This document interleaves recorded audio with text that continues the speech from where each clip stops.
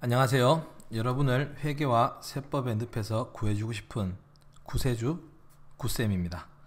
자, 이번 강의는 지난번 강의에 이어서 손익의 이연과 예상에 대해서 수업을 하도록 하겠습니다. 이번에는 그 두 번째 파트인 수익의 이연에 대해서 설명드리겠습니다. 뭐를 이연시킨다고요? 수익을 이연시킨다라는 겁니다. 자, 얘를 설명하기 위해서 제가 예제를 하나 가져왔습니다. 예제 문제를. 10월 1일 날 건물 일부를 임대하고 1년분 임대료 1200만원을 현금으로 수령하였다. 임대기간은 2020년 당해연도 10월 1일부터 2021년 차기 9월 30일까지의 임대료고요. 임대료는 여기서 똑같이 뭐라고 나옵니까? 월할 계산한다 라고 나오고 있습니다. 됐습니까? 자, 그러면 여기서 봤을 때 이렇게 1년을 봤을 때 1월 1일이 있고 12월 31일이 있는데, 여기에서 봤을 때 얘가 2020년, 얘가 2021년입니다. 10월 1일 날부터 건물 빌려줘서 내년 9월 30일까지 요렇게 말한다고요. 건물을 빌려주는 임대 기간이다. 됐습니까? 이 기간의 임대료를 일시불로 수령을 하셨어요. 됐습니까? 했습니까? 그럼 여기서 봤을 때 여기 노란색에 들어가는 범위만큼은 2020년도에 수익이 돼야 되고요. 맞습니까? 20년도에 수익이 돼야 되고, 그 다음에 여기 녹색, 연두색으로 칠해진 부분에 대해서는 2021년도에 만다고요? 수익으로 보고가 돼야지만이 정확한 손익계산서가 될 수 있다라는 겁니다. 됐어요? 그래서 자, 설명을 들어보면 10월 1일 날 여러분들은 현금을 받을 겁니다. 얼마를 받을 거냐? 1200만 원을 받을 거예요. 그만큼을 일반적으로는 당연하게 뭐라고 처리하겠어요? 그렇죠. 임대료라는 이렇게 수익으로 처리하실 겁니다. 자, 그런데 방금 얘기했지만 이 임대료 1200 안에는 노란색인 당기분 금액도 있겠지만 플러스 녹색에 들어가 있는 차기분 수익도 같이 들어와 있다는 게 가장 큰 문제점입니다. 맞습니까? 그래서 여러분들은 이걸 어떻게 해야 될 거냐? 우리는 어차피 보고를 언제 것만 하면 된다고요? 당기분만 보고되게 하면 된다. 맞죠? 그래서 12월 31일 날 이 차기분에 대한 이 수익을 여러분들은 뭐 하시면 된다? 제거시키시면 된다라는 거예요. 됐습니까? 자, 그럼 차기분을 제거할게요. 차변의 임대료다라고 제거하시면 되고, 그만큼은 내년에 임대료를 미리 받은 겁니다. 그래서 선수 임대료 됐습니까? 또는 선수 이자 또는 선수 수수료, 모든 수익들도 다 미리 받을 수 있단 말이에요. 그래서 지난 시간에 말씀드렸다시피 이런 것들은 전부 다 총칭해서 그냥 선수 수익이라는 뭘로 처리한다? 부채로 처리한다라는 겁니다. 됐습니까? 그러면 당해연도 임대료가 차기분 임대료가 얼마인지를 알아야지 뺄 거 아닙니까? 맞죠? 이거 계산을 어떻게 하실 거냐? 1년분 임대료 1200이고요. 여기에 대해서 곱하기 12분의 내년 거 몇 개월? 9개월만큼 900만 원을 감액시켜 주시면 된다라는 겁니다. 내년 게 얼마가 된다고? 요 기간 금액이 900만 원이 되겠네요. 됐습니까? 요 금액이 900만 원이 된다라는 겁니다.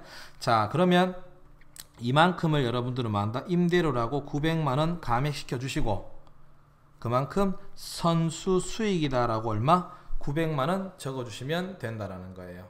그럼 이렇게 하시게 되면 보세요. 이렇게 하시게 되면 임대료 1200만 원 중에 900만 원이 감소했단 말입니다. 그럼 남는 임대료는 얼마? 300 당해연도분. 맞습니까? 그리고 나머지 900은 미리 준 거니까 선수 수익이라는 부채로 보고된다라는 거. 미리 받은 거니까요. 자, 얘도 이렇게 분개할 수도 있겠지만 저도 다르게 생각한다 그러면 이렇게 할 수 있겠죠. 그러면 10월 1일 날 현금을 받는 시점 입장에서는 아직 건물을 빌려준 게 아니다. 맞습니까? 다 빌려준 거 아니잖아요. 그래서 다 미리 받았다 해서 뭐라고 처리할 수 있다고요? 전체 다 선수 수익이다 라고 처리할 수 있다라는 거죠. 됐습니까? 자, 그러면 선수 수익이라고 처리했다라면 선수 수익은 무슨 계정이라 그랬습니까? 제가 그렇죠, 부채 계정이다 이거죠. 부채 계정. 자, 그럼 이 부채 계정에 대해서는 이렇게 만다 기록을 하셨어요. 근데 12월 31일이 됐습니다. 요 상태로 만다 결산을 하시게 된다면 선수 수익이 1200이 들어왔네. 됐습니까? 근데 중요한 거는 이 상태로 마감 짓게 된다면 수익이 하나도 없어요. 나는 분명하게 뭘 줬는데 3개월만큼에 대해서 당해연도 임대를 해줬고 그만큼 얘는 결론은 뭐가 되는 거다? 당해연도 수익이 돼야 된단 말입니다. 근데 안 적혀있단 말이에요. 됐습니까? 그래서 그러면 당해연도분 수익인 임대료를 적어주자 이거죠. 됐습니까? 그만큼은 더 이상 선수가 아니니까 선수 수익을 감액하시면 된다는 겁니다. 됐어요? 자, 그럼 당해연도께 얼마인데요? 1200만원이 1년치 임대료고 월할 계산합니다. 12분의 10월부터니까 10, 11, 12 총 3개월입니다. 3개월치 얼마요? 300만원 나오네요. 당해연도 임대료가 얼마더라? 300만원이더라. 300만원이더라. 300만원이다. 그러면 선수익도 얼마가 된다고? 300만원이다 라는 거 이렇게 적어주시면 된다라는 겁니다. 자, 이렇게 적게 되면 결과론적으로 한번 볼까요? 선수 수익은 대변에 부채가 1200이 있었는데 300이 사라졌으니까 얼마 남아요? 900이 남죠. 아까와 똑같이. 그 다음에 임대료는 뭐 한다고요? 300이라는 만큼 금액이 생겼다라는 겁니다. 자, 결과론적으로 저번에도 봤지만 여러분들은 이렇게 기존에 수익 처리하든 부채 처리하고 당해연도만큼 수익 처리하든 결과론적으로 달라지는 게 있다 없다? 없다라는 겁니다. 아시겠습니까? 그래서 우리는 기존 분계가 어떻게 되어 있는지를 빨리 파악하셔야지만이 결산 수정 분계를 올바르게 하실 수 있다. 얘 또한 이거죠. 당해연도 수익만 어떻게든 기록되게 해달라는 겁니다. 당해연도분이 아니고 차기분인 거는 미뤄달라는 거예요. 미뤄달라고. 됐습니까? 그래서 우리가 얘를 뭐라 부른다고요? 이런 거를 수익을 미룬다 해서 이연이라고 부릅니다. 수익의 이연. 됐습니까? 그래서 선수 수익이라는 계정은 수익의 이연 계정이다라는 거 알고 계시면 되겠다라는 거예요. 됐습니까? 이렇게 된다라는 거. 자, 그럼 여기서 하나 기억하셔야 될 게 여러분이 일반 전표 같은 곳에 문제를 풀다가 보면 혹자들 시험 치시는 분들은 조심하셔야 되는 게 이연에 대해서 문제가 나오면요. 이런 경우가 있어요. 당시에 보험료를 지급하는 당시에 혹은 만다고요 임대료를 받는 당시에 아무 말이 없다면 그냥 보험료 임대료라고 비용 수익 처리하시면 됩니다. 근데 간혹 자산으로 처리해 주세요. 혹은 부채로 처리해 주세요 라고 한다면 그때는 선급 비용과 선수 수익으로 처리하셔야 됩니다. 알겠습니까? 그래서 이렇게 10월 1일자 분계를 묻는 경우도 나올 수 있으니까 그 부분도 같이 좀 알아주셨으면 감사하겠다라는 거. 됐습니까? 자, 그러면 이번에는 이연을 봤습니다. 이연을. 그 다음 뭐 할 거냐? 이제 그 다음 뭐 할 거냐? 예상을 할게요. 뭘 한다고요? 예상. 자, 예상은 실제로 돈이 왔다 갔다 하는 사건이 발생하진 않았어요. 근데 이만큼 될 거다라고 내가 만다 추측하는 겁니다. 말 그대로 추측하는 거예요. 자, 예를 한번 볼까요? 당사는 급여를 매월 다음 달 10일 날 지급한다라는 겁니다. 일반적으로 봤을 때 회사들 이제 뭐 근무하시는 분도 계시겠고 뭐 그 전에 근무하시는 분도 계셨을 겁니다. 일반적으로 급여라는 거를 당월의 급여를 당월에 지급하는 경우도 있지만 대부분 회사는 당월의 급여를 다음 달 5일 또는 10일에 주는 경우가 가장 많을 거예요. 됐습니까? 자, 그럼 이렇게 한번 볼게요. 1월 1일부터 1월 31일까지의 급여를 보통 일반적인 회사는 얼마에 주느냐? 2월 10일 날 급여를 줄 겁니다. 뭐라고요? 급여 대변에 보통예금. 제가 원천징수는 설명을 위해서 잠시 생략하도록 하겠습니다. 자, 보통예금 이렇게 주겠죠. 2월달 같은 경우에도 원래 2020년은 29일까지 있죠. 3월 10일에 급여를 줄 거고요. 그 다음에 대변에 보통예금 이렇게 처리한다라는 거죠. 자, 그러면 일반적인 월은 별로 문제가 안 됩니다. 중략하도록 하겠습니다. 자, 문제가 이루어지는 달은, 문제가 생기는 달은 12월 달이 되는 거예요. 12월 달 급여는 언제 줄 거냐 이거지. 그럼 12월 달 급여를 사장님께서 뭐 12월 달에 너네들 쓸 일도 많을 건데 내가 좀 미리 줄게. 그런 경영자분들 거의 없습니다. 실제로 모든 경영자들의 마인드는 대부분이 자기가 지급하는 돈은 최대한 늦게, 받는 돈은 최대한 빠르게 하고 싶어하는 심리가 있어요. 대부분들이.